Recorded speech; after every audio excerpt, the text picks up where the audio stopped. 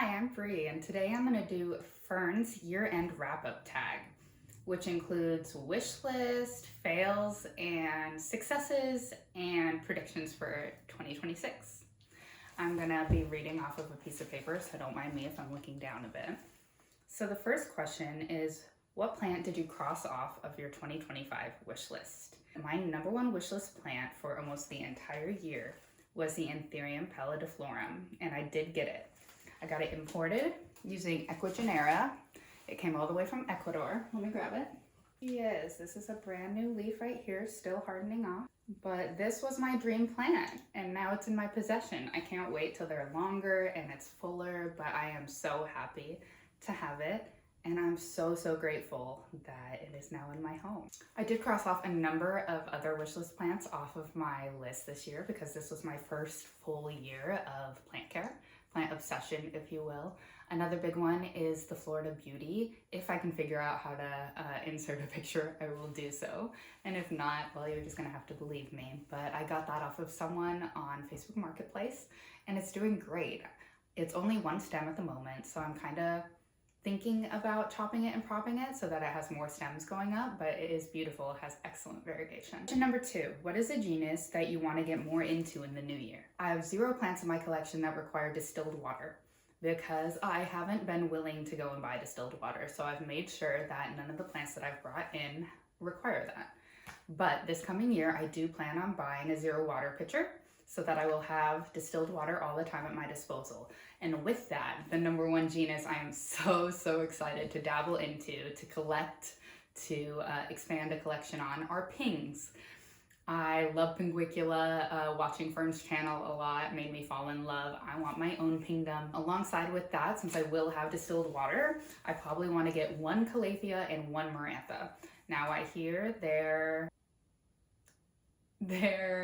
drama queens at the very least. I was gonna say something else, but I edited myself. I'm up to the challenge. Like I said, I only want to get 1 of each just to see how they do in my household. I have fairly high humidity, and I think they might be okay here once I get the proper water. So I'm very excited for that in 2026. What is your plant care routine? So what do you do to take care of your plants? The majority of my plants live here in the bathroom because it has higher humidity.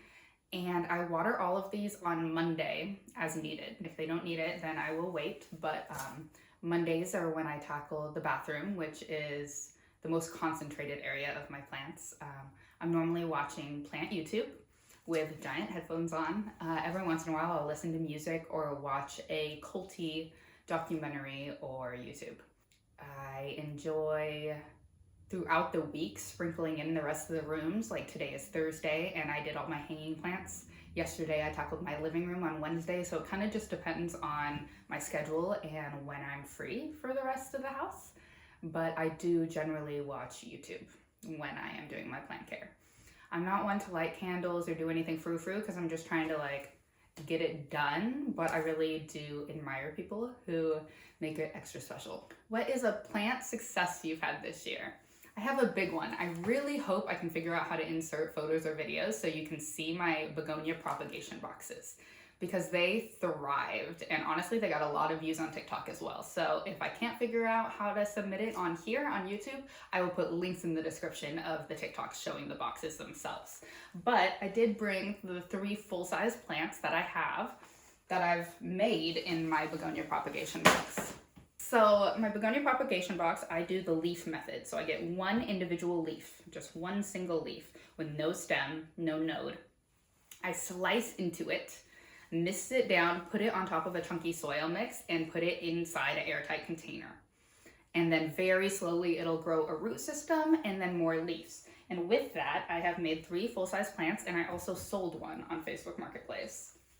So I have my begonia escargot from there, which if you saw my first YouTube video, this was included in my top 10 favorites of 2025. Then I also have this mixed pot. I thought it was all the polka dotted Rex begonia, but there's actually a different type growing in here too, which I wasn't aware of. But look how bushy and beautiful that is. This was all created from a single leaf that I found dropped at a nursery. And here is the 3rd one. I have no idea what this is called. So if you know what this begonia is, please let me know in the comments, because because I would love to have a proper name for it. But aren't these beautiful? I consider these my biggest successes because they all started from single leaves that I got for free. And now they're full-size plants that I get to enjoy in my house. Now let's talk about plant failures. That's the next question on the tag. And I have 2 major plant failures.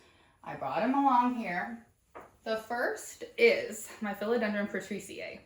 As you can see, these leaves are dead. Here's the stem. There's no roots growing on it. This is the only plant that didn't do well from my Ecuagenera imported plant order. I was most excited about it when I did my unboxing. I thought it was the cutest one aesthetically, and it promptly did nothing at all for me. The roots rotted out, and I've been trying to water propagate it ever since and have had 0 success, and that's been months and months. I might switch it to perlite soon just to see if I can get some roots on it, but there is a chance I'm just gonna lose this entire plant. And I would bring it back into my collection because I think it is absolutely stunning plant. I don't know if I get it imported again because it was just really challenging to acclimate. It didn't work. My second big failure of this year is this guy. This is a Rhaphidophora dragontail. And as you can see, it's not in a pot at all. It has 0 roots. They rotted out in the pot I had them in. All the leaves all the way up the stem have died off, yellowed off, and I'm left with 3 right here. I do plan on chopping and propping this today or tomorrow, just to see if I can get a new plant out of it. But honestly, if I lose the whole thing, I don't even know if I'm gonna be that sad. It was beautiful when I bought it. I really, really liked it and was excited to have it in my collection. But the thing about it was it wanted to climb, and in the store I bought it from, it was trailing, like it was going straight downward, and it was thriving in my house going downward, but I knew this plant wanted to climb. So I put it on a stick, and I swear to you, right when I got it climbing, which is what it's supposed to prefer, it started dying on me. So I don't really know what to make of that. If you have any tips for propagating this plant, let me know because I am gonna attempt, and we'll see what happens. What are my plant trend predictions for 2026? A big one I think will be happening in 2026 is more pink variegated plants. I've been seeing more philodendrons with pink coming out. I've been seeing the begonias become a little more readily available that have pink. So I think that's definitely something that people are wanting. Another thing I predict is that the more rare plants are gonna be easier to find in the big box stores. I'm already seeing this elsewhere. I live in New York and I'm not seeing it a lot here, but on TikTok, I've been seeing people getting gloriouses, varicosums, plants that I consider hard to find here at least, at Home Depot and at Lowe's. And I think that will continue to happen. As long as we show we want them, then they're gonna be putting them in the stores. I've been seeing Leaf Joy putting out mint monsteras as well as elbow syngoniums. And I am thrilled about it. I know some people like to keep their rare plants rare, and that makes sense if you're an investor. But for me, I love sharing my love of plants, and I think the easier it is to obtain really beautiful plants, the better, so more of us can enjoy them. What plant pests do you struggle with the most? Honestly, I think I've had them all, at least once already. But thrips was a nightmare because it was very prolific. Like, it was on more of my plants than any other pest I've had. I was able to eradicate them. It took a while. It took a lot of effort, a lot of isopropyl alcohol, but I was able to get rid of them. So although I would never want to have to deal with that again, I feel like I have the tools under my belt to deal with them.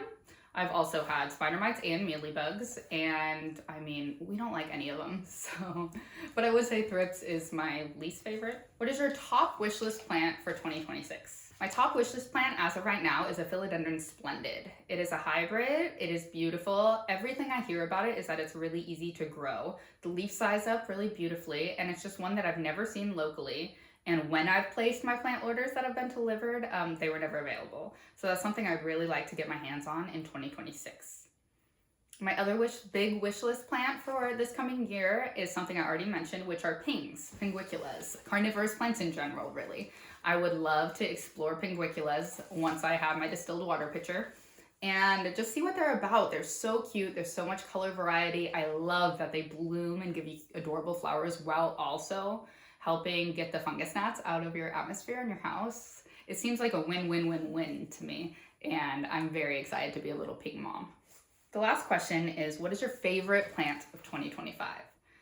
Well, the only video I've ever put here on YouTube were my favorites, so you may have already seen it, but I did bring it here because anytime I can show this plant off, I am going to do it. This is my favorite of the year. This is my Philodendron squaliferum. It is doing beautifully. I love it so much. The red fuzzy petioles are definitely the selling point for me. My #1 favorite trait of the plant. It's beautiful, it grows easy. It doesn't require special humidity. It has red and green fuzzy petioles. I can't see a world where I wouldn't want this in my collection. No matter how fancy my plants get, no matter how low I am on space, this is one I would always like to have, and definitely my favorite of 2025. I just want to thank Fern for making this tag. It was really, really fun to watch her video and to be able to participate as a new YouTuber. I really hope you enjoyed. Please subscribe and like this video.